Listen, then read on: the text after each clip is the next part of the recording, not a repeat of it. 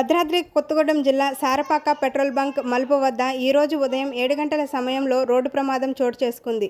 ఎదురెదురుగా వస్తున్న 2 ఆర్టీసీ బస్సులు ఢీకొన్నాయి. ఈ ఘటనలో బస్సులో ప్రయాణిస్తున్న 31 మంది ప్రయాణికులకు తీవ్ర గాయాలు కాగా హుటాహుటిన భద్రాచలం ఏరియా ప్రభుత్వ ఆసుపత్రికి తరలించారు. చికిత్సని అందించిన ఆసుపత్రి వర్గాలు ప్రమాదంలో గాయపడిన వారిలో ఎవరికీ ప్రాణాపాయ స్థితి లేదని ఆసుపత్రి సూపరింటెండెంట్ రామకృష్ణ తెలిపారు. అయితే ఈ ప్రమాదంలో గాయపడిన వారిలో 20 మంది పురుషులు, 10 మంది మహిళలు, ఒక బాలుడు ఉన్నట్లు వెల్లడించిన పోలీసులు.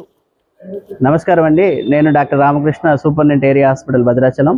ఈరోజు ఉదయం సుమారుగా 7 గంటల ప్రాంతంలో సారపాక వద్ద జరిగిన యాక్సిడెంట్లో 2 బస్సులు ఢీకొనటం వల్ల 31 మంది క్షతగాతులని భద్రాచలం ఏరియా హాస్పిటల్కి తీసుకురావడం జరిగింది.